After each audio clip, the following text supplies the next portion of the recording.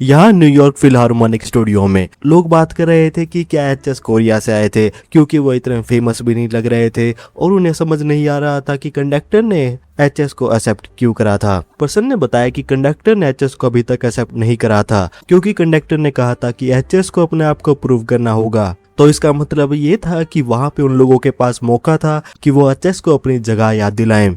Conductor ने वहां पे परफॉर्मेंस शुरू कर दी थी, मगर कंडक्टर की एक बीट पे पर्सन ने एक बीट को मिस कर दिया था। तभी एचएस ने वहां पे परफॉर्मेंस को रोकने के लिए कहा और बताया कि उन्होंने न्यूयॉर्क फिलहार्मोनिक से कुछ ज्यादा ही एक्सपेक्ट करा था। एचएस ने बताया कि इस पीस में एक डेप्रिसिएशन की सेंस होनी चाहिए, मगर यहाँ पे सभी लोग पिग्स की तरह इसे प्ले कर रहे हैं और पूछा कि क्या वो बटन को बोरो कर सकते थे।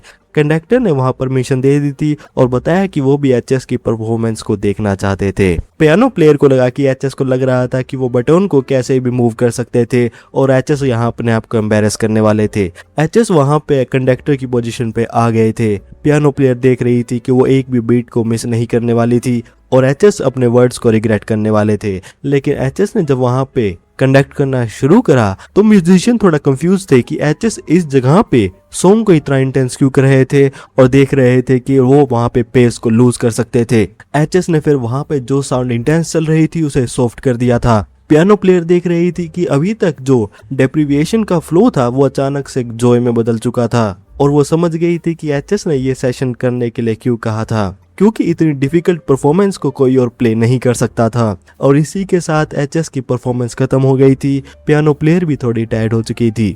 एचएस ने बटन को वापस करते हुए पूछा कि क्या इसे उनकी एबिलिटी प्रूव हो चुकी थी। कंडक्टर ने भी देखा कि ना ही एचएस ने सिर्फ एक डिफिकल्ट परफॉर्मेंस को ऑर्डर दिया था, साथ ही में एचएस ने वहां पे सभी म्यूजिशियन को ध्यान दिया था और वहां पे फ्लो को हर मूवमेंट पे मैच करा था। कंडक्टर समझ गए थे कि एचएस परफॉर्मर और इंस्ट्रूमेंट को समझते हैं और इतना ही नहीं, एचएस साउंड को खुद समझते हैं। कंडक्टर ने बताया कि वो सेशन को करेंगे, मगर वो चाहते थे कि उन्हें एचएस के साथ कोलैबोरेट करने का एक और मौका मिले।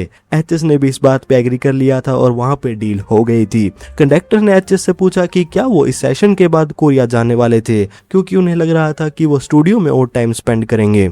एचएस ने बताया कि वो कोरिया जा रहे थे, अपने स्टूडियो में नहीं। कंडक्टर ने पूछा कि वो कोरिया में कहाँ जा रहे थे। एचएस ने स्माइल करते हुए बताया कि वो टेम्पल स्टे में जा रहे थे। एक डीप माउंटेन टेम्पल में एक र्यूमर है जिसमें कि एक नेशनल मास्टर म्यूजिशियन एक दिन जिन्होंने अपने पोजीशन को छोड़ दिया था और बिना किसी ट्रेस के डिसअपीयर हो गई थी और उनके वेयर अबाउट्स अभी भी अननोन थे। र्यूमर ये था कि वो डीप माउंटेन टेम्पल में रह रही थी। एचएस उस मास्टर से मिलने आ गए थे और उन्होंने बताया कि वो डायरेक्टली पॉइंट पे आके बात करेंगे और बताया कि वो उनके सेशन को उनके कंपोजिशन में रिकॉर्ड करना चाहते थे, क्योंकि एचएस का जो सॉन्ग था आउट ऑफ द सी उसकी परफॉर्मेंस में सोल में से रिसेंटमेंट रेसोनेट होती है। एचएस को पता था कि ऐसी साउंड उनके सामने बैठी मास्टर ही प्ले कर सकती थी। मास्टर ने एचएस से पूछा कि उन्होंने कहा था कि वो एक कंपोजर थे और उन्होंने न्यूयॉर्क फिलहार्मोनिक से परफॉर्मेंस को भी रिसीव करा था और जो वो पीस था उसमें मास्टर के इंस्ट्रूमेंट की जरूरत थी और वो ये समझ सकती थी। मास्टर ने एडमिट करा कि ये एक ऐसा अटेम्प्ट था जो उन्होंने अपनी लाइफ में एक्सपीरियंस नहीं करा था, मगर उनके पास कोई भी कारण नहीं था कि वो इसे प्ले करें। और एचएस से पूछा कि उन्हें पता था कि उन्होंने इंस्ट्रूमेंट को प्ले करना क्यों बंद करा था। मास्टर ने बताया कि उन्होंने अपने चाइल्ड और हस्बैंड को खो दिया था और उनके लिए दूसरों की लाइफ में कंट्रीब्यूट करना बंद हो गया था, इसीलिए उन्होंने माउंटेन वैली में एंटर करा था। एचएस मास्टर को अच्छी तरह जानते थे क्योंकि उन्होंने उनके साथ पास्ट लाइफ में काम करा था और उन्हें पता था कि वो अपनी फैमिली के लिए कितना काइंड थी। इसलिए एचएस चाहते थे कि वहां पे मास्टर ही प्ले करें, क्योंकि वहां पे सिर्फ साउंड नहीं थी, क्योंकि मास्टर जिन्होंने एचएस के साथ अपनी पास्ट लाइफ में काम करा था उन्होंने एचएस से कहा था कि वो इतनी ब्यूटीफुल साउंड को कैसे भूल गई थी। एचएस को मास्टर की ये बात याद थी। मास्टर ने एचएस से कहा कि वो चले जाएं, क्योंकि अगर उन्हें इंस्ट्रूमेंट की ही साउंड चाहिए तो वो और टैलेंटेड परफॉर्मर को ढूंढ सकते थे। एचएस ने डिसाइड कर लिया था कि वो मास्टर को उन वर्ड्स को दोबारा बुलवाएंगे। एचएस ने पूछा कि क्या होगा वो मास्टर से दोबारा म्यूजिक को प्ले कराएं, क्योंकि एचएस मास्टर की मदद करना चाहते थे जिससे कि वो अपने फैमिली के लव को रीडिस्कवर कर पाएं। इंस्ट्रूमेंट मास्टर की पास्ट मेमोरी में वो अपने हस्बैंड को बुला रही थी और पूछ रही थी कि वो फिर से टेलीविजन पे शो क्यों देख रहे थे। हस्बैंड ने कहा कि वो ऐसा क्यों कह रही थी, क्योंकि उन्हें भी शो पसंद था। मास्टर के हस्बैंड ऐसे थे जिन्हें डांस करना बहुत ज्यादा पसंद था और उन्हें उस टाइम के नेशनल सिंगर के सॉन्ग्स भी बहुत ज्यादा पसंद थे। मास्टर और उनके हस्बैंड ने काउंटलेस टाइम उन सिंगर के सॉन्ग पे डांस किया था।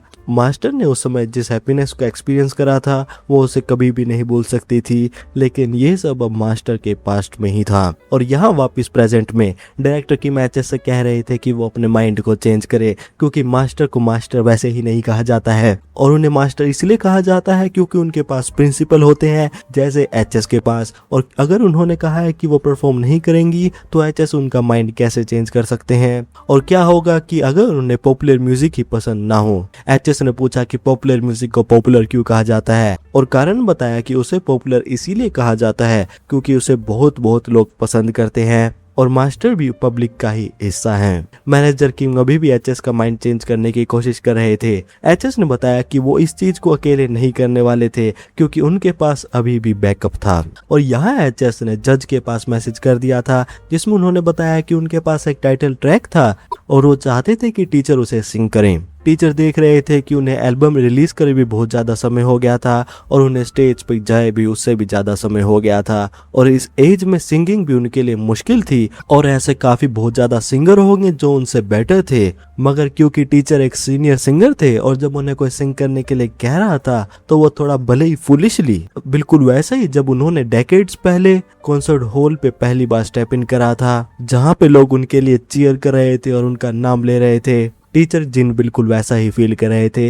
एचएस ने टीचर जिन को वहां पे आने के लिए थैंक यू कहा और बताया कि उनके पास ऐसा सॉन्ग था जिसे सिर्फ टीचर जिन ही सिंग कर सकते थे। एचएस ने बताया कि सॉन्ग का नाम था ब्लू स्प्रिंग। टीचर जिन ने एचएस को बताया कि वो उनकी काइंडनेस के लिए थैंक यू कह रहे थे, मगर अगर वो सच कहे तो वो उनके ऑफर को डिक्लाइन करना चाहते थे। और जैसा एचएस को पता ही होगा, उन्हें ऑफिशियल स्टेज पर माइक्रोफोन पकड़े बहुत ज्यादा समय हो गया था और कुछ दिनों से उनके लिए सिंगिंग भी बहुत असम लग रही थी। और क्यों ना एचएस इस ऑफर को किसी जूनियर को दे जो उनसे बेटर हो, क्योंकि यहाँ पे एक बात ये थी कि एचएस के लिए ये टाइटल सॉन्ग उनके एल्बम के लिए बहुत ज्यादा इंपॉर्टेंट था। एचएस ने कुछ देर सोच के टीचर जिन को बताया कि वो सोच रहे थे कि टीचर जिन के यूथ में माइक्रोफोन को होल्ड करने में कैसी फीलिंग आएगी। टीचर जिन ने बताया कि जब उन्होंने माइक्रोफोन को होल्ड करा था तो उन्हें बहुत ज्यादा अच्छा लगा था और उन्हें ऐसा लग रहा था कि वो अपनी फैमिली के हैंड को होल्ड कर रहे थे, और फीलिंग ऐसी थी कि म्यूजिक हमेशा उनकी साइड ही था। और कुछ दिन तो ऐसे भी थे कि वो अपनी सराउंडिंग के बारे में बिल्कुल भूल गए थे।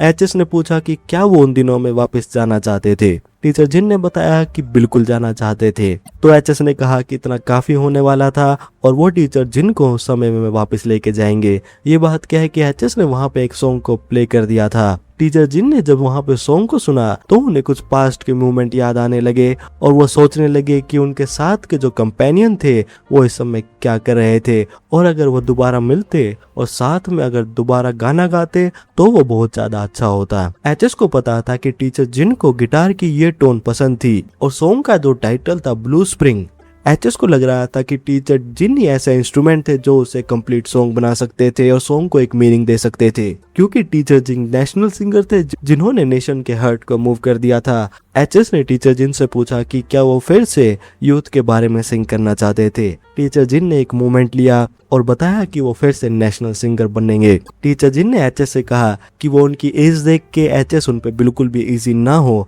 और वो एक पुश ओवर भी नहीं है। एचएस ने कहा कि वो उन पे बिल्कुल भी इजी नहीं होने वाले थे। कुछ देर बाद टीचर जिन का म्यूजिक सेशन शुरू हो गया था जिसमें गिटार की एक फ्री फ्लोइंग मेलोडी थी और सैक्सोफोन की रिच हार्मोनीज। इन इंस्ट्रूमेंट के होते हुए भी सॉन्ग आउटडेटेड नहीं था और हर मेलोडी बहुत ज्यादा पावरफुल स्ट्रेच हो रही थी। ये एक ऐसा सिंगल सॉन्ग था जो कि सबसे ब्रिलियंट और ब्यूटीफुल यूथ के बारे में बात करता है। एचएस सॉन्ग को लेके वापस मास्टर के पास आ गए थे और बताया कि यही उनका जवाब था, और अब वो मास्टर के थॉट्स के बारे में जानना चाहते थे और पूछा कि क्या अब वो परफॉर्म करना चाहती थी। मास्टर ने जब एचएस की बात सुनी तो वो वहां से खड़ी होकर जाने लगी। एचएस को लगा कि क्या वो वहां पे फेल हो गए थे, क्योंकि उन्हें यकीन था कि वो उनका माइंड चेंज कर सकते थे। मास्टर वहां पे वापस आई और बताया कि उनकी हैबिट थी कि वो रोज प्रैक्टिस करती थी और वो अपने साथ इंस्ट्रूमेंट को ले आई थी। मास्टर ने बताया कि वो उस दिन का इंतजार कर रही थी जब उनकी लाइफ खत्म होगी, और वो उस दिन से बिल्कुल भी डर नहीं रही थी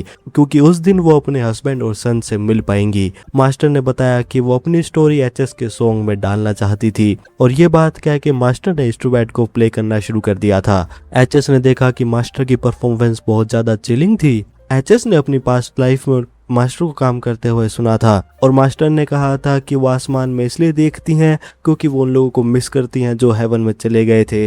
मगर आयरनी ये थी, अपने सन को लूज करने के बाद मास्टर ने अपना पेन अपनी परफॉर्मेंस में डाल दिया था और धीरे धीरे फिर से लोगों ने मास्टर को पहचानना शुरू कर दिया था। मास्टर की परफॉर्मेंस वहां खत्म हो गई थी और बताया कि उन्होंने काफी समय बाद म्यूजिक प्ले करा था तो वो थोड़ी रस्टी थी। एचएस ने बताया कि मास्टर की परफॉर्मेंस में कोई भी फ्लो नहीं था और पूछा कि क्या वो उनकी परफॉर्मेंस को ऐसे ही रिकॉर्ड कर सकते थे। मास्टर ने परमिशन दे दी थी। एचएस ने मास्टर को बो डाउन करते हुए उनकी परफॉर्मेंस के लिए सिंसियरली थैंक यू कहा और बताया कि वो उसे ग्रेट सॉन्ग में कंप्लीट करेंगे। मास्टर उम्मीद कर रही थी कि एचएस का सॉन्ग काफी लोग सुने और उनकी परफॉर्मेंस उनका सोरो कम हो और जो लोग सैड हो ये सॉन्ग उन्हें रीच आउट करे और मास्टर की उम्मीद यही थी कि एचएस ऐसा ही सॉन्ग बनाएंगे। एचएस ने कहा कि वो इस बात का प्रॉमिस कर रहे थे और एचएस वापस अपने स्टूडियो में आ गए थे। बिना सोए 3 रातों के बाद आउट ऑफ द सी, जिसमें न्यूयॉर्क फिलहार्मोनिक और मास्टर ली की परफॉर्मेंस है, वो कंप्लीट हो चुका था।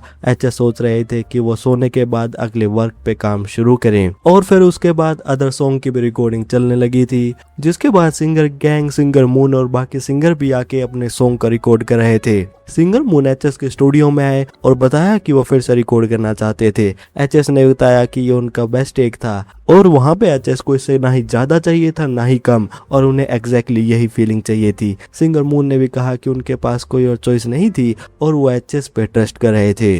कुछ दिनों बाद एचएस की पर्सनल एल्बम कंप्लीट हो गई थी। यहाँ दूसरी तरफ ह्यूना, फैमिली के सर्कमस्टांसिस की वजह से उन्होंने सिर्फ स्टडी पे ही फोकस करा था और किसी को भी डेट नहीं करा था। मगर ये कहानी सिर्फ अभी की थी क्योंकि ह्यूना के लिए स्प्रिंग आ चुका था और ये पर्सन थे ह्यूना के बॉयफ्रेंड मिनवू। ह्यूना और मिनवू के स्पोर्ट्स यूजुअली थे और ह्यूना को इससे ज्यादा फर्क भी नहीं पड़ता था क्योंकि वो खुश थी। मिनवू ने ह्यूना को लंच दिया और बताया कि वो उनके लिए साथ में खाने के लिए लेके आए थे। ह्यूना ने भी कहा कि उन्हें वहाँ पे बैठ के पिकनिक जैसी फीलिंग आ रही थी और कहा कि क्यों ना वो वहाँ पे खाना खाते हुए कुछ म्यूजिक सुने।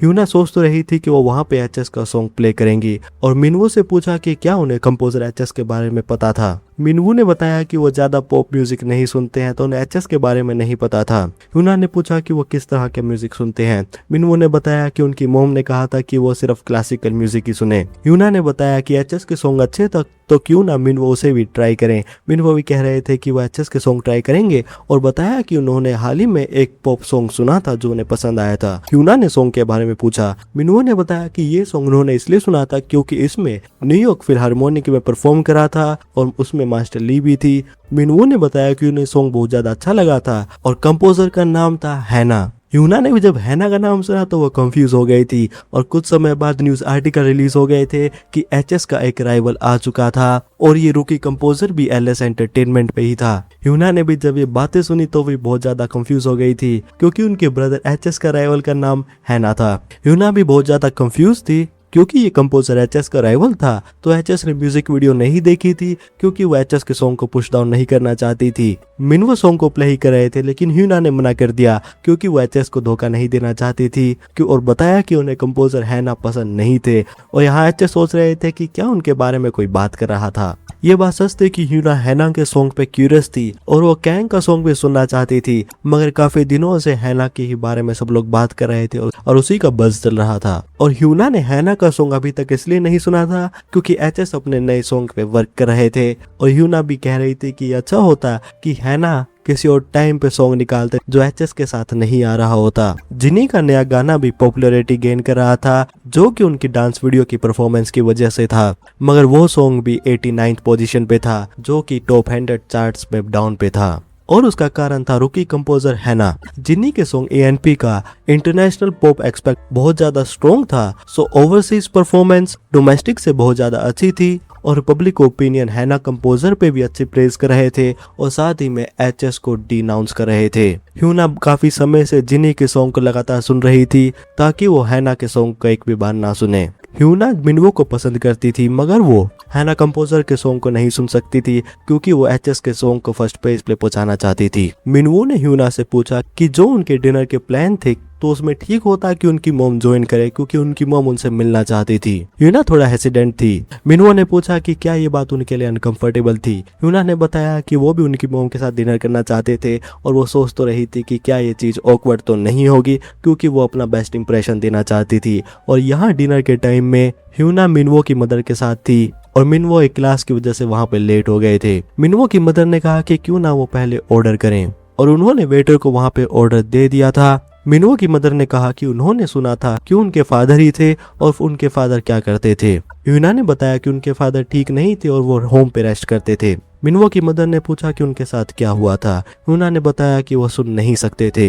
ये बात सुन के मिनवो की मदर के एक्सप्रेशन डाउन हुए। उन्होंने पूछा कि क्या उनके सिबलिंग थे। ह्यूना ने बताया कि उनके एक बड़े भाई थे जो उनसे 2 साल बड़े थे। मिनवो की मदर ने पूछा कि क्या वो एक यूनिवर्सिटी स्टूडेंट थे। ह्यूना कह ही रहे थे कि वो काम करते थे। तभी मिनवो की मदर ने पूछा कि वो किस तरह का काम करते थे। ह्यूना ने सोचा कि क्या वो ये बताया कि वो एक कंपोजर थे, मगर उन्हें लगा कि एचएस इस बात से थोड़ा अनकंफर्टेबल हो गए। मिनवो की मदर ने कहा कि जब कोई अडल्ट क्वेश्चन पूछे तो उन्हें वहां पे जवाब देना चाहिए। ह्यूना ने बताया कि उनके ब्रदर एक एंटरटेनमेंट कंपनी में वर्क करते थे। मिनवो की मदर ने कहा कि वो सिर्फ एक ऑफिस वर्कर ही थे और पूछा कि वो किस नेबरहुड में रहते थे और वो किस अपार्टमेंट में रहते थे। ह्यूना ने लोकेशन के बारे में बताया। मिनवो की मदर ने पूछा अपार्टमेंट का नाम, और जब ह्यूना ने अपार्टमेंट का नाम बताया तो उससे मिनवो की मदर बहुत ज्यादा कंफ्यूज थी और उन्हें पता था कि वो अपार्टमेंट बहुत ज्यादा एक्सपेंसिव था और सोचा कि क्या ह्यूना वहां सच में रह भी सकती थी। मिनवो की मदर को लगा कि वो अपने रिलेटिव के साथ रहती होंगी। मिनवो की मदर ने ह्यूना से कहा कि उन्हें बात बुरी लगे, मगर उन्होंने मिनवो को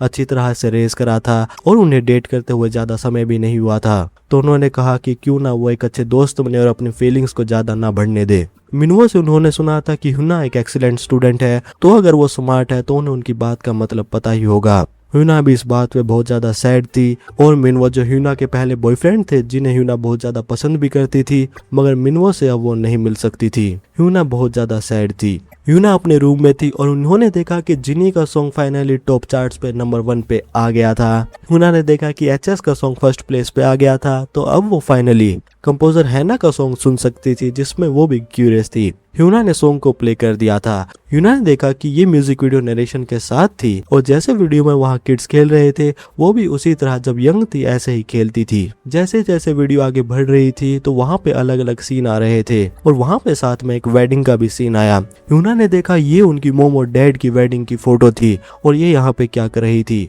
म्यूजिक वीडियो में और फैमिली फोटोज आ रही थी, जहाँ पे बाद में कुछ किड्स थे और बाद में फिर फोटो आई ह्यूना की, और फिर ह्यूना ने देखा कि वहाँ पे जो गर्ल थी वो ह्यूना की यूनिफॉर्म में थी। ह्यूना जब वहाँ पे फोटो में देखा तो वहाँ पे सिबलिंग्स आपस में खेल रहे थे और भाग रहे थे। ह्यूना भी बहुत ज्यादा कंफ्यूज थी और सोच रही थी कि ऐसा कैसे हो रहा था। ह्यूना बहुत ज्यादा सैड हो रही थी और वहाँ पे रोने लगी। एचएस वहाँ पे आए और उन्होंने ह्यूना से पूछा कि वो क्या कर रही थी। ह्यूना ने एचएस से पूछा कि क्या वही हैना थे। एचएस ने पूछा कि क्या उन्होंने ये बात नहीं बताई थी, क्योंकि उन्होंने लगा था कि उन्हें ये बता दिया था। एचएस कंफ्यूज होकर पूछ रहे थे कि उनका हैना होने से उनके रोने से क्या फर्क पड़ रहा था और वो रो क्यों रहे थे, क्योंकि वो उनकी मदद करना चाहते थे। ह्यूना ने बताया कि जो म्यूजिक वीडियो थी उसमें जो फैमिली थी वो बहुत ज्यादा खुश लग रही थी और उन्हें याद आया कि मिनवो की मदर ने उनसे क्या कहा था, और जब उन्होंने दोबारा म्यूजिक वीडियो देखी तो उन्हें लगा कि वो फैमिली की सबसे चेरिश्ड यंगेस्ट डॉटर थी। एचएस इस स्टोरी को कन्वे करना चाहते थे और इसीलिए उन्होंने वहाँ पे कंपोजर हैना का इस्तेमाल करा था, खुद का नाम नहीं। ह्यूना ने बताया कि उन्हें म्यूजिक वीडियो को पहले देखना चाहिए था, क्योंकि वो बिना किसी कारण के कंपोजर हैना को इग्नोर कर रही थी। एचएस ने भी पूछा कि वो क्या कह रही थी और उन्हें उनका नाम पहले बता देना चाहिए था। कुछ समय पहले जब जिनी का सॉन्ग टॉप चार्ट पे नहीं आया था तो जिनी ने मैसेज करा था कि वो हार्ड वर्क करेंगे और टॉप पे ही आएंगी। जिनी देख रही थी कि वहाँ पे कुछ पब्लिक ओपिनियन थे जो उन्हें कंपोजर हैना के अगेंस्ट रख रहे थे, मगर जिनी को पता था कि उन्हें वहाँ पे बेस्ट सॉन्ग मिला था, तो वो एज ए आर्टिस्ट वहाँ पे अपनी कैपेबिलिटीज को अच्छी तरह से ही यूटिलाइज करेंगी। और यहाँ पे शुरुआत हुई थी एक बटरफ्लाई इफेक्ट की, और उसके बाद जिनी ने प्लान करा था कि वो अपनी म्यूजिक वीडियो को एक डांस चैलेंज वीडियो में बनाएंगे और वहाँ पे पार्टिसिपेंट्स भी होंगे। जिनी वहाँ पे प्रैक्टिस कर रही थी और इंस्ट्रक्टर ने बताया कि वो उनके कंपोजिशन को फॉलो करें। जिनी ने पूछा कि क्या उन्होंने म्यूजिक वीडियो में सिंपल मूव इसलिए करे थे ताकि सब लोगों से फॉलो कर सके, और उसके बाद बारी आई थी प्रिसाइज ऑफ इंटेंस कोरियोग्राफी की, मगर वो कोरियोग्राफी सिंपल और इजी भी रखी गई थी ताकि लोग उसे फॉलो कर सके। और जिनी का सॉन्ग सोशल मीडिया पे भी ट्रेंड कर रहा था। यहाँ कैंग अपने फादर से बात कर रहे थे, क्योंकि उन्हें पता था कि उन्हें जिनिंग के सॉन्ग के लिए बज़ को इंक्रीज करना होगा,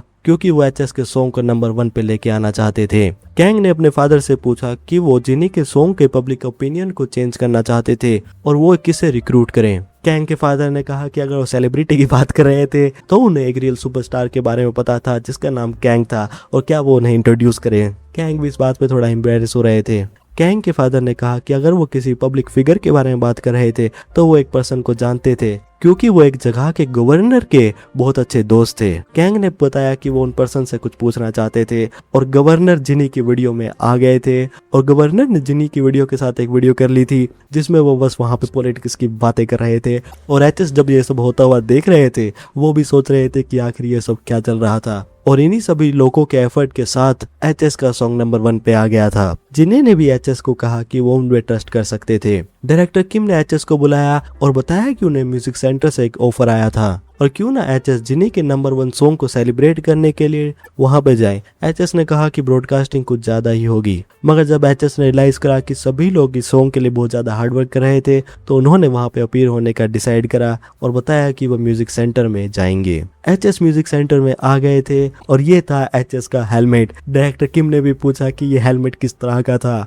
एचएस ने बताया कि उन्होंने ये इसलिए परचेज करा था क्योंकि एक कूल था और इस हेलमेट में सब कुछ बेटर हो चुका था, इसमें कूलिंग भी थी, वेंटिलेशन भी थी, सब था। डायरेक्टर किम ने एचएस को रोका और वो बताया कि एक साईफाई मूवी के मैड साइंटिस्ट जैसे लग रहे थे, मगर एचएस ने कहा कि उन्होंने ये हेलमेट बहुत ज्यादा ध्यान रख के डिजाइन करा था और ये बुरा कैसे लग रहा था क्योंकि ये उन्हें कूल लग रहा था। डायरेक्टर किम भी सोच रहे थे कि एचएस की स्टाइलिंग की सेंस इतनी खराब कैसे है। तभी वहां रूम पे जिनी आई और रूम में आते ही वो थोड़ा चिल्लाने लगी और पूछा कि ये हेलमेट क्या था। एचएस ने बताया कि वो इसे ब्रॉडकास्टिंग के लिए लेके आए थे। जिनी ने डायरेक्टर किम से पूछा कि उन्होंने एचएस को क्यों नहीं रोका था। डायरेक्टर किम ने कहा कि एचएस को ये चीज कूल लग रही थी। एचएस ने जिनी को बताया कि उन्होंने उनकी चैलेंज की वीडियो देखी थी और वो उसमें गवर्नर को भी ले आई थी। जिनी ने कहा कि ये सब इसलिए हुआ था क्योंकि कैंग ने उनकी मदद करी थी और कैंग का ही सिंपल कोरियोग्राफी का आइडिया था जिसे वो पब्लिक को अपील कर सके, और सॉन्ग को प्रमोट करने के लिए भी उन्होंने बहुत ज्यादा मदद करी थी। जिन्हें ने बताया कि उस दिन के ब्रॉडकास्ट के बाद वो सभी लोगों को ट्रीट करने वाले थे और क्यों ना एचएस भी चैलेंज में पार्टिसिपेट करें।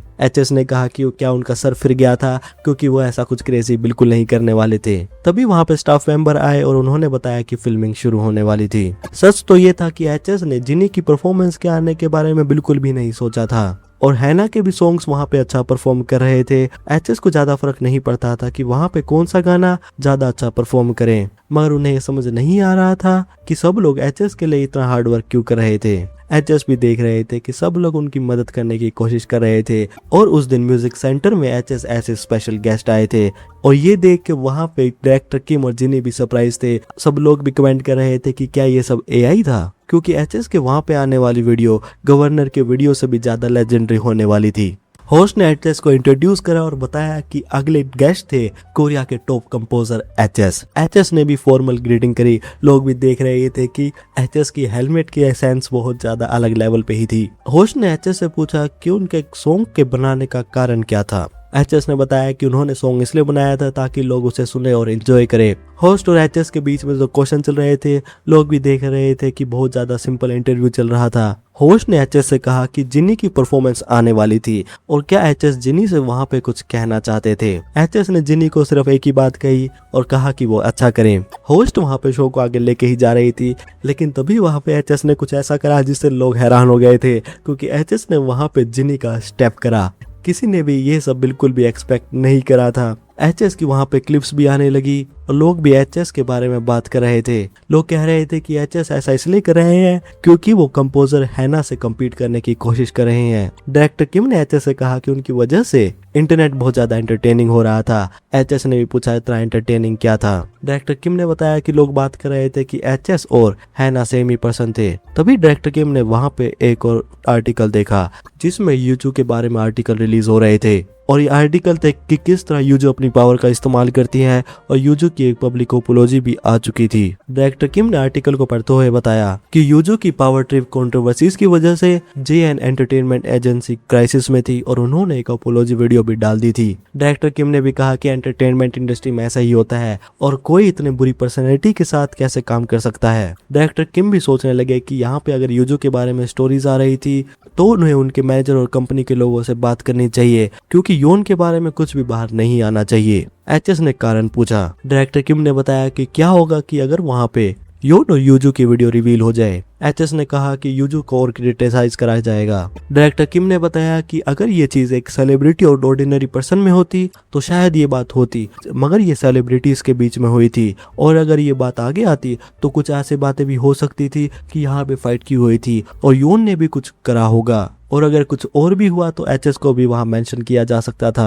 एचएस ने भी कहा कि वो उनकी कंपनी से इमीडिएटली कांटेक्ट करें और मेक श्योर करें ये चीज सीक्रेट ही रहे। डायरेक्टर किम ने वहां पे मैसेज भेज दिया था और फिर वो अपने एम्प्लॉयज को इंस्ट्रक्शंस दे रहे थे। तभी एचएस ने वहां पे एक मैसेज देखा और पूछा कि क्या उन्होंने ये देखा था। और यहाँ यूना अपने डिपार्टमेंट के साथ सेलिब्रेट कर रही थी और मिनवो उनसे कह रहे थे कि क्या वो बाद में उनसे बात कर सकते थे। ह्यूना भी सोच रही थी कि उन्हें ये मीटिंग स्किप करनी चाहिए थी क्योंकि मिनवो उन्हें अनकंफर्टेबल करते हैं। ह्यूना कह ही रही थी कि उन्होंने सब कुछ बातें कर ही ली थी। तभी ह्यूना के पास एचएस का मैसेज आया और पूछा कि उनकी डिपार्टमेंट गैदरिंग कब खत्म होगी। जब से ह्यूना ने एचएस को उनके ब्रेकअप के बारे में बताया था तब से एचएस उनके पास मैसेज कर रहे थे। मिनवो भी ह्यूना को बुला रहे थे। तभी वहां पे एक डिलीवरी पर्सन आए और पूछा कि क्या यहाँ पे किसी का नाम ह्यूना था। ह्यूना ने बताया कि उन्होंने कोई भी डिलीवरी नहीं करी थी। ह्यूना ने बताया कि ये उनके ब्रदर ने भेजा था। डिलीवरी पर्सन ने बताया कि वहां पे 31 टैबलेट पीसीज आए थे।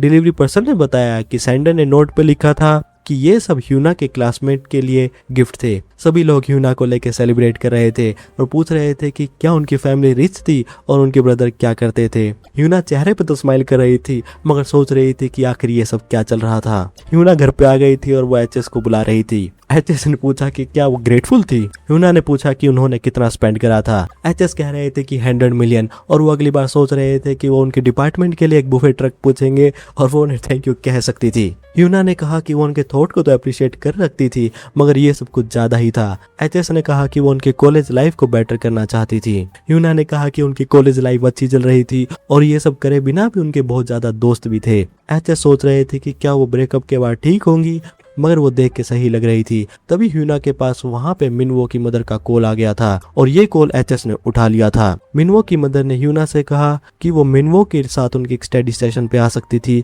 और वो उनके लिए कुछ अच्छा बनाएंगी। मिनवो की मदर सोच रही थी कि ह्यूना के पास इतने लोगों को देने के लिए टैबलेट के पैसे कैसे आए थे। एचएस ने बताया कि ह्यूना नहीं थी, वो उनके ब्रदर थे। मिनवो की मदर कह रही थी कि वो फिर वो वहां पे दोनों आ सकते थे। एचएस ने कहा कि ह्यूना उनकी प्रीशियस फैमिली थी और ये बात मिनवो की मदर ने भी ह्यूना से कही थी। एचएस ने कहा कि वह ह्यूना को किसी को भी डेट करने नहीं दे सकते थे और वो ये बात समझ ही सकती होंगी क्योंकि उनके सन भी स्मार्ट थे। मिनवो की मदर को भी ये बात समझ नहीं आई थी और एचएस ने ये बात कह के कॉल को कट कर दिया था। एचएस ने ह्यूना से कहा कि अगर मिनवो कांटेक्ट करे तो वो उन्हें ब्लॉक कर दे और अगर वो ऐसा नहीं कर सकती तो वो उन्हें कांटेक्ट करने के लिए कहे। ह्यूना ने कहा कि वो चाइल्डिश एक्ट कर रहे थे। एचएस ने कॉम्प्लीमेंट के लिए थैंक यू कहा। ह्यूना ने भी एचएस को थैंक यू कहा। एचएस ने बताया कि उन्हें जाना होगा क्योंकि एक रिपोर्टर है जो कि कंपोजर हैना का इंटरव्यू लेना चाहता है और वो अगले दिन वापस आ जाएंगे। तभी ह्यूना ने एचएस को वहां पे रोका और कहा कि वो ये बात पूछना चाहती थी क्योंकि वो हैना के नाम से किसी को नहीं जानते थे और आखिर हैना कौन है। यहाँ वापस ऑफिस के इंसिडेंट में डायरेक्टर किम ने एचएस को फोन दिखाया जिसमें एक रिपोर्टर उनसे इंटरव्यू लेना चाहते थे। एक रिपोर्टर ने उनके पास मैसेज करा था जिसमें वो कंपोजर हैना के साथ एक एक्सक्लूसिव इंटरव्यू करना चाहते थे। डायरेक्टर किम ने कहा कि शायद रिपोर्टर काई को ये बात पता चल गई होगी और क्या वो इस चीज को इग्नोर करें। एचएस ने कहा कि ये बात ठीक ही थी क्योंकि किसी दिन तो ये बात बाहर आनी ही थी। डायरेक्टर किम को लगा था कि एचएस इस बात को रिवील करना नहीं चाहते थे। एचएस ने कहा कि म्यूजिक कुछ ऐसा है जिसे लोग किसी भी तरह इंटरप्ट कर सकते हैं और वो चाहते थे कि लोग हैना और एचएस को सेम वे से इंटरप्ट करें और जो लोग ये बात मानना चाहते हैं कि दोनों लोग सेम है वो ये सोचे और जो लोग नहीं वो भी ठीक है। डायरेक्टर किम ने खुश होकर पूछा तो क्या वो रिपोर्टर को मना कर दे मगर एचएस ने कहा कि वो इस बार इंटरव्यू के लिए कोऑपरेट करेंगे। डायरेक्टर किम ने कहा कि मगर रिपोर्टर को ये बात पता चल जाएगी कि वो लोग सेम है। एचएस ने बताया कि वो रिपोर्टर पे फेवर कर रहे थे और अपॉर्चुनिटी का इस्तेमाल करके वो उन्हें अपना एलाय बनाना चाहते थे और ये सब उनके लिए नहीं था, ये कार्ड एचएस के लिए था जो वो कभी भी इस्तेमाल कर सकते थे। कुछ समय बाद एलएस एंटरटेनमेंट पे रिपोर्टर काय भी आ गए थे और वहां पे सामने एचएस बैठे हुए थे। रिपोर्टर काई को लगा था कि वो वहां पे किसी और को बुलाने वाले थे, मगर वो समझ गए थे कि वो ये बात छुपाने नहीं वाले थे। रिपोर्टर काई को लग रहा था कि एलएस एंटरटेनमेंट ने कंपोजर हैना की जगह वहां एचएस को बिठा दिया था। एचएस ने पूछा कि और वो क्या करना चाहते थे। रिपोर्टर काई ने मतलब पूछा। एचएस ने कहा कि अब उन्होंने कंफर्म कर लिया था कि हैना और एचएस एक ही हैं और अब वो क्या करने वाले थे। रिपोर्टर काई ने बताया कि वो वहां पे हैना के एक्सक्लूसिव इंटरव्यू के लिए आए थे, क्योंकि उन्हें पता था कि अगर वो प्रॉमिस रखे तो वो फ्यूचर में भी और एक्सक्लूसिव इंटरव्यूज को ले सकते थे। एचएस ने कहा कि अगर बात ये थी तो वो चाहते थे कि रिपोर्टर का इस बारे में फ्यूचर में कभी भी बात ना करें। रिपोर्टर का सोच रहे थे कि एचएस इतने कॉन्फिडेंट क्यों थे, मगर उन्होंने वहां पे प्रॉमिस कर लिया था। रिपोर्टर काय को लग रहा था कि उन्हें वार्निंग दी जा रही थी और कहा कि क्यों ना वो इंटरव्यू को शुरू करें। और कुछ देर बाद इंटरव्यू खत्म हो गया था। रिपोर्टर काय ने जाने से पहले पूछा कि वो उनसे क्वेश्चन पूछना चाहते थे। एचएस ने परमिशन दी। रिपोर्टर काय ने पूछा कि क्या हैना उनका रियल नेम था और क्या कोई इसका स्पेशल मीनिंग था। एचएस ने बताया किसी और ने भी उनसे यही क्वेश्चन कुछ समय पहले पूछा था और उस समय वो जवाब देने में थोड़ा हेसिडेंट थे कि वो दे या नहीं, मगर एंड में उन्होंने जवाब दे दिया था तो वो रिपोर्टर काय को भी जवाब दे रहे थे। रिपोर्टर काय को लगा उन्हें बड़ा सीक्रेट पता चलने वाला था, मगर एचएस ने वहां पे बहुत कम आवाज में जवाब दिया। एचएस और रिपोर्टर काय एक दूसरे को देख रहे थे। रिपोर्टर काय ने भी देखा कि एचएस की वॉइस बहुत ज्यादा लो थी और क्या वो उन्हें बात को रिपीट करने के लिए कहे, और वहां पे आखिर एचएस ने क्या कहा था, क्योंकि एचएस ने वहां पे एक फ्रेज कहा था। स्क्रीन पे लिखा हुआ है, यहाँ पे पढ़ सकते हो। मीनिंग मुझे नहीं समझ आया, किसी को समझ आया तो कमेंट करके बता दो। रिपोर्टर काय को पता था कि ये कॉमनली यूज फ्रेज नहीं था और देख रहे थे कि एचएस के नेम भी कूल है। उसके बाद रिपोर्टर काय का इंटरव्यू वहां पे रिलीज हो गया था, जिसमें क्वेश्चंस पूछे जा रहे थे कि वहां पे एक फोटो का क्यों इस्तेमाल करा था और फ्लैशबैक क्यों दिखाए गए थे और उन्होंने वहां पे मास्टर ली को ज्वाइन करने के लिए क्या करा था। रिपोर्टर काय ने अपने आखिरी क्वेश्चन में उनके फ्यूचर रिलीजेस के बारे में पूछा था। कंपोजर हैना ने जवाब दिया था कि जब भी उनके माइंड में फ्यूचर रिलीजेस आएंगे तो वो वापस आएंगे और वो उम्मीद तो यही करेंगे कि वो म्यूजिक को म्यूजिक की तरह ही एक्सेप्ट करे और वहां पे कोई भी फोर्स स्पेकुलेशन और इलॉजिकल क्रिटिसिज्म ना हो। इंटरव्यू के बारे में भी लोग अलग अलग तरह के इंप्रेशन दे रहे थे। डायरेक्टर किम भी देख रहे थे कि जब भी वो इंटरनेट पे रिएक्शंस को चेक करते हैं तो उन्हें हर बार यही फीलिंग आती है कि एचएस ऐसे कंपोजर है जिन्हें लोग हमेशा पसंद ही करते हैं। डायरेक्टर किम को लगा कि टीम 1 यही सोच रही होगी कि एचएस का सॉन्ग कंपोजर हैना के सॉन्ग को आउट परफॉर्म करेगा, मगर कुछ समय पहले कंपोजर हैना के सॉन्ग ने फिर से फर्स्ट प्लेस ले लिया था। डायरेक्टर किम वहां पे जा रहे थे, तभी उन्होंने वहां पे एक बच्चे की चिल्लाने की आवाज सुनी। डायरेक्टर किम सोच रहे थे कि एक बच्चा क्यों रो रहा था और क्या वहां पे एक चाइल्ड एक्टर था, और यहाँ डायरेक्टर एक एम्प्लॉय को सुना रहे थे और पूछ रहे थे कि वो वर्क प्लेस पे एक चाइल्ड को कैसे ले आए थे। एम्प्लॉय ने बताया कि ये उनकी सबसे यंगेस्ट सिस्टर थी और उस दिन डे केयर ब्रेक पे था। डायरेक्टर ने बताया कि वो इस दिन तो इस बात को इग्नोर कर रहे थे, मगर वो ध्यान रखे कि चाइल्ड वर्क में इंटरफेयर ना करे। एम्प्लॉय ने भी डायरेक्टर को थैंक यू कहा। डायरेक्टर ने जब वहां पे चाइल्ड को देखा तो उन्हें भी अपनी यंग डॉटर की याद आई। डायरेक्टर ने चाइल्ड से पूछा कि उन्हें उनकी उम्र कितनी लग रही थी। चाइल्ड ने बताया 30 ईयर्स। एम्प्लॉय ने बताया कि चाइल्ड को 30 तक ही नंबर पता थे, मगर डायरेक्टर इस बात में खुश हो गए और कहा कि चाइल्ड को सोशल इंटरेक्शन अच्छी तरह से करने आते हैं, और उन्होंने चाइल्ड को पॉकेट मनी भी दे दी थी। चाइल्ड ने फिर डायरेक्टर को थैंक यू करा और एम्प्लॉय ने चाइल्ड को पिक कर लिया था और कहा कि क्यों ना वो वहां से चले। चाइल्ड ने जब ये बात सुनी तो वो फिर से वहां पे रोने लगी। चाइल्ड वहां पे पूरा तमाशा कर रही थी। डायरेक्टर किम भी वहां पे आया और पूछा कि यहाँ पे क्या चल रहा था। डायरेक्टर ने पूछा कि क्या उन्हें चाइल्ड को संभालना आता था। डायरेक्टर किम ने एचएस के पास मैसेज करते हुए पूछा कि उन्हें उनकी मदद चाहिए थी और पूछा कि क्या वो स्टूडियो में थे और क्या उनके पास उनका फ्लेम वाला हेलमेट था। एचएस ने बताया कि वो स्टूडियो में तो थे और ये बात किस बारे में थी। डायरेक्टर किम ने बताया कि वो वहां पे गेस्ट को लेके आ रहे थे तो वो अपना हेलमेट पहन ले। एचएस ने वहां पे अपना हेलमेट पहन लिया था और वहां पे चाइल्ड आ गए थे और कहा कि फ्लेम मास्क मैन। एचएस भी सोच रहे थे कि कौन सी फ्लेम कौन सा मैन। 2 घंटे बाद एचएस चाइल्ड के साथ खेल रहे थे।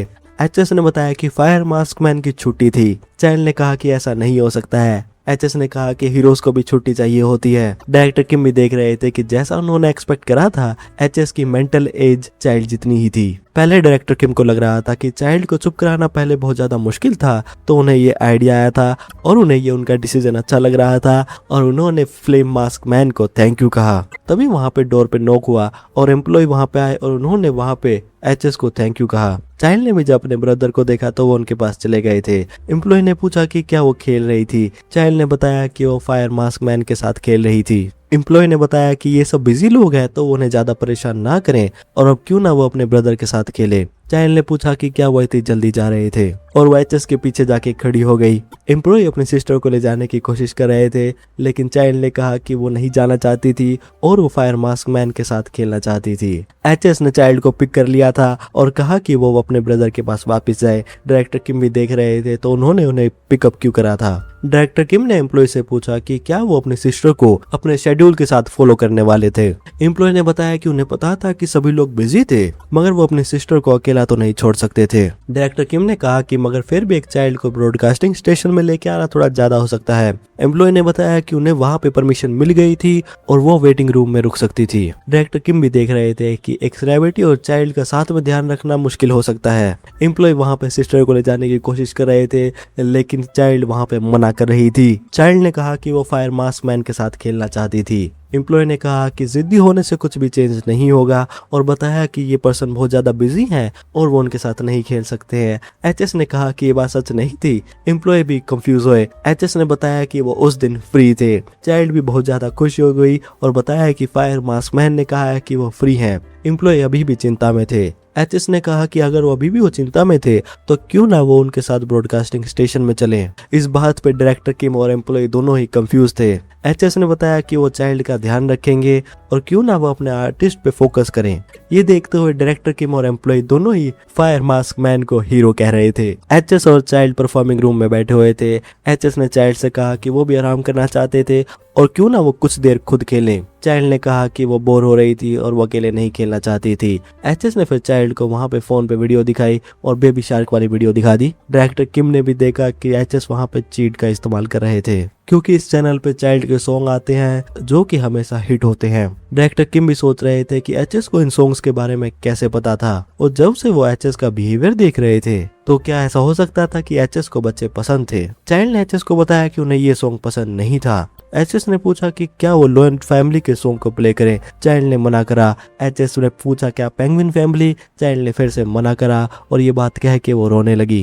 डायरेक्टर किम ने पूछा कि उन्होंने बच्चे को रुला क्यों दिया था। एचएस ने कहा कि उन्होंने कैसे रुलाया था। डायरेक्टर किम ने कहा कि वो इससे पहले बच्चे को चुप कराए। एचएस ने वहां पे अपना हेलमेट रिमूव कर दिया था और चाइल्ड के सामने अपना फेस रिवील कर दिया था। तभी चाइल्ड ने एक अजीब सी आवाज निकाली। डायरेक्टर किम ने भी सोचा कि उन्होंने अभी क्या सुना था। एचएस भी देख रहे थे कि ये बात अच्छी थी कि चाइल्ड अब रो नहीं रही थी, और याद आया कि जब ह्यूना भी इसी एज पे थी तो वो भी इसी तरह रोती थी। एचएस को याद आया कि वो इस बात पे रोती थी कि उन्हें थ्री बियर सॉन्ग पसंद नहीं था, और एक बार वो पूरी रात रो रही थी तो एचएस ने सॉन्ग के लिरिक्स और सिंगिंग उनके लिए चेंज कर दी थी।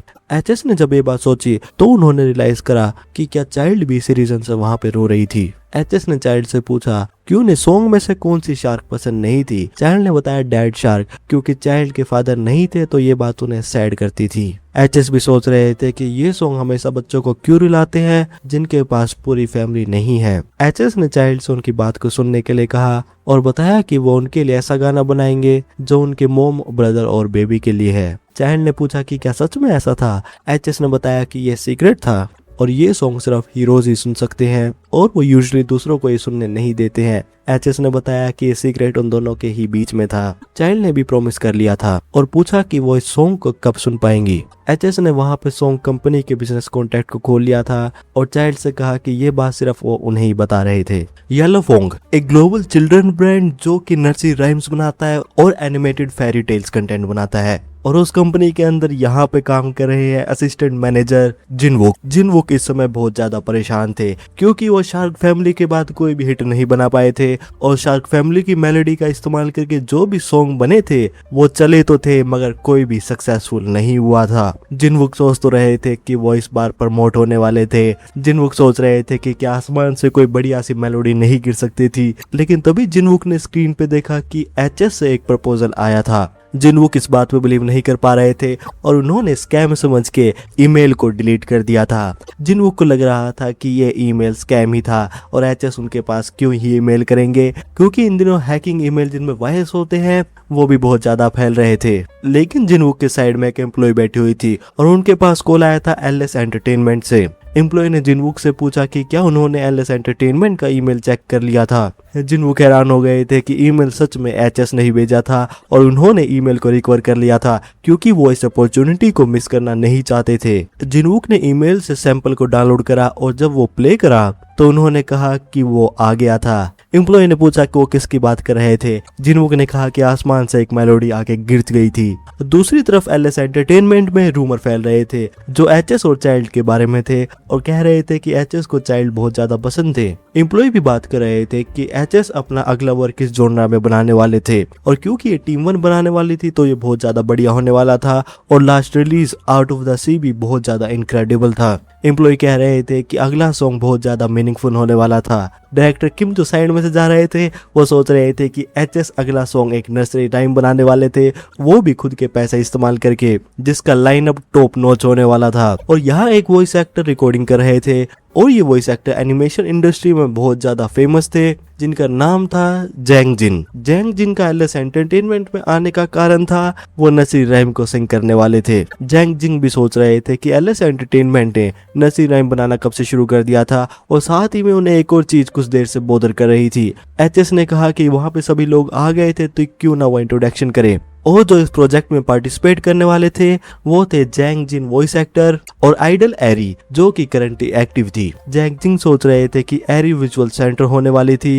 एचएस ने बताया कि और लास्ट में टीचर जो, यही चीज जैंग जिन को बहुत देर से बोदर कर रही थी क्योंकि टीचर जो वर्ल्ड फेमस परफॉर्मर है और वो सोच रहे थे कि एचएस ने टीचर जो को कैसे बुक कर लिया था क्योंकि उनका शेड्यूल बहुत ज्यादा पैक था और उन्हें 2 साल पहले किसी इवेंट के लिए बुक करना होता है। एचएस ने सभी लोगों को इनविटेशन एक्सेप्ट करने के लिए थैंक यू करा और बताया कि उनका नाम एचएस था जो कि वो नरसी रहीम सिंग करने वाले थे, उसे डायरेक्ट और कंपोज करने वाले थे। जैंग जिंग सोच रहे थे कि एचएस बहुत ज्यादा इनक्रेडिबल पर्सन थे, लेकिन कुछ देर बाद एचएस ने जैंग जिंग को कहा कि वो फिर से इस पार्ट को गाए और जैंग जिंग समझ गए थे कि एचएस एक डेविल थे। जैंग जिन भी गिन नहीं पा रहे थे कि एचएस ने सेम सैंगवेट उनसे कितनी बार रिपीट कराया था और एचएस के स्टैंडर्ड को मीट करना बहुत ज्यादा मुश्किल था। जैंग जिन को भी समझ आ गया था कि उन्हें एक नरसी रहीम के लिए इतने ज्यादा पैसे क्यों मिल रहे थे। जैंग जिन ने अपना फाइनल टेक दे दिया था और उन्होंने पहली बार इतना इंटेंस रिकॉर्डिंग सेशन एक्सपीरियंस करा था। एचएस ने बताया कि उन्हें टीचर जो के साथ अलग से कुछ डिस्कस करना था, तो जैंग जिन और एरी की रिकॉर्डिंग हो गई थी तो वो जा सकते थे। जैंग जिन भी वहां से जाते हुए सोच रहे थे कि एचएस टीचर जो से क्या बात करना चाहते थे और आखिर उन दोनों का रिलेशनशिप क्या था। जैंग जिन वहां टीचर जो और एचएस की बात सुन तो नहीं पाए थे, लेकिन बात के एंड में टीचर जो ने एचएस से कहा कि वो उनकी मदद करे। एचएस ने अपना हेलमेट उतारते हुए कहा कि वो इस चीज को अच्छी तरह से प्रिपेयर करेंगे। कुछ समय बाद डोही को लेने फायर मास्क मैन आ गए थे और उन्होंने एचएस से पूछा कि उनके ब्रदर की जगह वो क्यों आए थे। एचएस ने बताया कि उनके ब्रदर बिजी थे और वो उनसे कुछ पूछना भी चाहते थे, मगर यहाँ पे सच कुछ और था क्योंकि एम्प्लॉय एचएस को थैंक यू कह रहे थे क्योंकि एचएस उनकी सिस्टर को घर ले जाना चाहते थे और उन्होंने भी कहा कि इसका का कारण ये था कि डोही बहुत ज्यादा क्यूट थी। एचएस ने बताया कि कारण ये बिल्कुल नहीं था कि डोही क्यूट थी, मगर वो कुछ चीजें चाइल्ड्स की आंखों से देखना चाहते थे और सॉन्ग के कैरेक्टर शीट को ठीक करना चाहते थे और इसीलिए टैक्सी में वो उन्हें लेके जा रहे थे। एचएस ने डोही से पूछा कि क्या उन्हें याद था कि वो उनके लिए सॉन्ग बना रहे थे। डोही ने खुश होकर हाँ कहा। एचएस ने बताया कि वो उसके बारे में उनसे कुछ पूछना चाहते थे और एक बेयर की फोटो दिखाई और पूछा ये कैसा लग रहा था। डोही ने बताया कि वो उनके ईयर पे रेड बिलिबन को ऐड करे और आगे और इंस्ट्रक्शन को बता रही थी। एचएस सभी इंस्ट्रक्शंस को फॉलो करके मैसेज में सेंड कर रहे थे। एचएस ने डोही से कहा कि वो सिर्फ 7 रातों का इंतजार करे, फिर वो सॉन्ग को सुन पाएंगी। डोही ने जब सुना कि 7 नाइट्स तो उन्होंने बताया कि तब तो उनका बर्थडे था। एचएस ने भी पूछा कि वो ये बात उन्हें अभी क्यों बता रही थी। एचएस ने डोही से पूछा कि क्या उनकी बर्थडे पार्टी थी और क्या अपने फ्रेंड्स को इनवाइट कर रही थी। डोही ने बताया कि उनके फ्रेंड नहीं थे और क्योंकि उनके ब्रदर हमेशा बिजी थे और उनके मॉम के लेग्स हर्ट होती थी तो वो कहीं भी नहीं जा सकती थी, इसीलिए उन्हें बर्थडे पार्टीज नहीं चाहिए थी। एचएस ने पूछा कि क्या वो एक बर्थडे पार्टी करना चाहती थी। डोही ने बताया कि उन्हें पता नहीं था क्योंकि उनके लिए कभी भी बर्थडे पार्टी नहीं हुई थी। डोही कह रही थी कि ऐसी बात नहीं थी और उन्हें पार्टी नहीं चाहिए थी। एचएस भी सोच रहे थे कि डोही उन्हें यूना जब यंग थी उसकी याद क्यों दिला रही थी। एचएस ने डोही से कहा क्योंकि उन्होंने इतनी पार्टीज को मिस कर दिया था तो क्यों ना वो एक बहुत बड़ी बर्थडे पार्टी करें। डोही ने खुश होकर एचएस की बात से एग्री कर लिया और उसके बाद फ्लेम मास्क मैन ने जो इनविटेशन बनाया था उनकी पार्टी के लिए सबको भेज दिया था। डोही की फैमिली वहां पे आ गई थी। एम्प्लॉय ने मोम से पूछा कि वो कैसा फील कर रही थी। एम्प्लॉय अपनी मोम को व्हील चेयर पे लेके जा रहे थे। एम्प्लॉय की मोम ने एम्प्लॉय से कहा कि वो कुछ ज्यादा ही हार्ड वर्क कर रहे थे और पूछा कि वो कहाँ जा रहे थे और डोही की बर्थडे पार्टी आखिर कहाँ हो रही थी। एम्प्लॉय ने बताया कि कंपोजर एचएस ने उनके लिए एक प्लेस रिजर्व करा था और वो था एक सिग्नेचर होटल। होटल के स्टाफ ने वहां पे डोही की फैमिली को ग्रीट करा और फैमिली को गाइड करा। एम्प्लॉय की मॉम भी कह रही थी कि ये जगह बहुत ज़्यादा एक्सपेंसिव लग रही थी। एम्प्लॉय ने बताया कि वो चिंता ना करे क्योंकि कंपोजर ने उन्हें इनवाइट करा था, मगर वो अभी भी हेजिडेंट थे क्योंकि डोई की बर्थडे पार्टी के लिए कुछ ज़्यादा ही हो रहा था और वो इस काइंडनेस को कैसे रिपे करें। होटल स्टाफ फैमिली को रूम में ले आए थे और वहाँ पे जब उन्होंने एंट्री करी तो रूम बहुत ज़्यादा बड़ा था और वहाँ का व्यू भी बहुत ज़्यादा अच्छा था। डोई भी बहुत ज़्यादा खुश थी। एम्प्लॉय ने बताया कि वो उनकी टेबल को सेट करेंगी और वो वहाँ पे बैठ सकते थे। एम्प्लॉय कह ही रहे थे कि वहाँ पे अभी सब लोग नहीं आए थे और सोच रहे थे कि एचएस कहाँ थे। होटल स्टाफ ने बताया कि उन्होंने सुना था कि जिन्होंने रिजर्वेशन करी थी वो विजिट नहीं कर रहे थे। एम्प्लॉय थोड़ा कंफ्यूज थे। होटल स्टाफ ने फिर डोई को बताया कि एचएस ने कहा था कि वो उन्हें एक मैसेज कार्ड दे दे। डोई ने अपने ब्रदर से पूछा कि कार्ड पे क्या लिखा हुआ था। कार्ड में एचएस ने डोई को अपने बर्थडे को सेलिब्रेट करने के लिए कहा था। एम्प्लॉय भी देख रहे थे कि एचएस डोई के लिए इतना कुछ कर रहे थे, मगर वो फिर भी अपने आप से ऑनेस्ट नहीं थे क्योंकि एचएस ने गिफ्ट देते हुए कहा था कि उन्हें ये गिफ्ट किसी और से मिला था तो वो डोई को दे सकते थे। एम्प्लॉय भी साफ साफ देख सकते थे कि गिफ्ट एचएस ने ही लिया था। एम्प्लॉय उम्मीद तो यही कर रहे थे कि एचएस उनके साथ ही हो और डोई को बताया कि फ्लेम मास्क मैन ने लेटर में ये कहा था कि वो अपने बर्थडे को एंजॉय करे और ये बात थोड़ी सैड थी कि वो उन्हें एंजॉय नहीं कर सकते थे, तो क्यों ना वो एज ए फैमिली वहाँ पे बर्थडे को एंजॉय करें। एम्प्लॉय डोई से कह रहे थे कि अगर वो डिसअपॉइंटेड हो कि फ्लेम मास्क मैन वहाँ नहीं थे तो वो कोशिश करेंगे कि वो ज़्यादा फन करें, मगर डोई ने कहा कि ऐसा ठीक था क्योंकि फ्लेम मास्क मैन ने ऐसा कहा था कि उनका पहला बर्थडे उनकी फैमिली के साथ बहुत ज़्यादा इंपॉर्टेंट होता है। एम्प्लॉय ने भी जब ये बात सुनी तो उन्हें याद आया कि वो बातों में अपनी फैमिली की कंडीशन के बारे में बता रहे थे और जिसमें उन्होंने कहा था कि डोई अपनी फैमिली के साथ ज़्यादा टाइम स्पेंड नहीं कर पा रही थी, तो एचएस ने वो सब याद रखा था। इसके बाद डोई की फैमिली ने मोमेंट को एंजॉय करना शुरू कर दिया था। शाम हो गई थी। होटल स्टाफ ने बताया कि जिस पर्सन ने रिजर्वेशन करी थी उन्होंने उनसे एक रिक्वेस्ट करी थी और फैमिली को बालकनी की तरफ गाइड करा। डोई अपने ब्रदर से पूछ रही थी कि वो बाहर क्या देख रहे थे। एम्प्लॉय भी थोड़ा कंफ्यूज थे और सोच रहे थे कि क्या कंपोजर ने कुछ अरेंजमेंट करी थी। डोई ने तभी वहां पे सामने देखा कि वहां पे एक लाइटनिंग शो शुरू हो गया था, कि वहां पे सामने एक सॉन्ग शुरू हो गया था और ये एक ड्रोन शो था। डोई भी देख रही थी कि वहां पे सॉन्ग में फादर बेयर नहीं थे और बिना फादर बेयर के भी वो कंप्लीट फैमिली थी। डोई ने कहा कि वहां पे बेयर्स बिल्कुल भी सैड नहीं लग रहे थे और कहा कि उनकी फैमिली भी हैप्पी थी। एम्प्लॉय के पास्ट में जब उन्होंने अपने फादर को लॉस्ट करा था तो वो भी देख रहे थे कि उन्हें अब अपनी फैमिली का ध्यान रखना होगा और उन्हें अपनी फैमिली के लिए और ज़्यादा रिलायबल होना होगा, जिसकी वजह से एम्प्लॉय ने बहुत ज़्यादा हार्ड वर्क करा था और उन्होंने अपने वैकेशन डेज को भी इस्तेमाल नहीं करा था। एम्प्लॉय ने कोशिश करी थी कि वो हर सिचुएशन में स्ट्रोंग रहेंगे, मगर कुछ मोमेंट्स ऐसे भी थे जिसमें वो अपने आप पे डाउट करते थे और सोचते थे कि क्या वो अपनी फैमिली के लिए रिलायबल थे या फिर नहीं थे और क्या उन्होंने डोई के लिए सब कुछ करा था या नहीं करा था। मगर फिर भी अगर डोई कह रही थी कि उनकी फैमिली हैप्पी थी तो एम्प्लॉय ने भी रियलाइज कर लिया था कि उनकी फैमिली हैप्पी थी।